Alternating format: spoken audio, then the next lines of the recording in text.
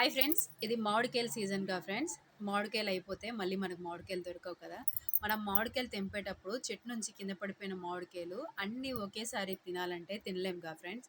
అది ఎన్ని రోజులు ఫ్రిడ్జ్‌లో పెట్టుకొని తిన్నా కూడా అవి తరగవు. చాలా ఎక్కువ పడిపోతుంటాయిగా ఫ్రెండ్స్. అలాంటప్పుడు వాటిని మనము బాగా క్లీన్ చేసుకొని, కట్ చేసుకొని ఈ విధంగా తీపి ఉరుగుల్ని పెట్టుకోవచ్చు ఫ్రెండ్స్. ఇది మనకు 1 ఇయర్ వరకు నిలవుంటుంది.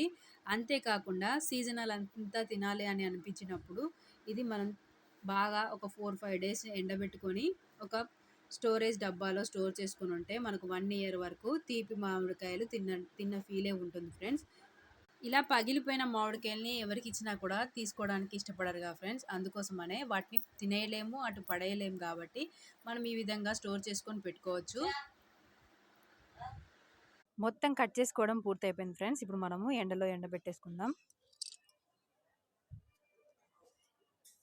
ఈ తీపి ఒరుగులు చాలా మందికి తెలిసే ఉంటుంది ఫ్రెండ్స్. కాకపోతే పగిలిన కాయలతో కూడా ఈ విధంగా మనం పెట్టుకోవచ్చు. ఉన్న సమయంలో పడేసుకోకుండా తర్వాత మనకు ఉపయోగపడే విధంగా ఈ విధంగా మనం తీపి ఉరుగుల్ని ప్రిపేర్ చేసుకోవచ్చు ఫ్రెండ్స్. ఈ ఒరుగులు తినడానికే కాదు, మనకి ఎవరికైనా ఇవ్వడానికి కూడా బాగుంటాయి. ఈవినింగ్ స్నాక్ ఐటమ్గా యూజ్ చేసుకోవచ్చు ఫ్రెండ్స్. ఇలాంటి ఎండలో ఒక 2 రోజులు ఎండబెడితే తొందరగా ఎండిపోతాయి. మనం స్టోర్ చేసుకోవచ్చు.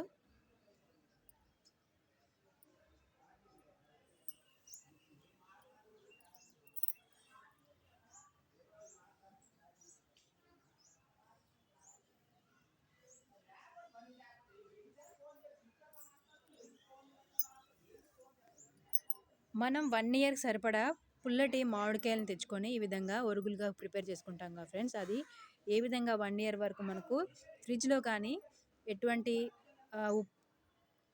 ఎటువంటి ఐస్ లేకుండా ఏ విధంగా స్టోరేజ్ ఉంటుందో, ఇది కూడా మనకు ఉప్పు కానీ ఏమి యాడ్ చేయకుండానే మనం తీపి ఊరగాయల్ని డైరెక్ట్‌గా కట్ చేసేసుకొని ఎండబెట్టేసుకుంటున్నాం.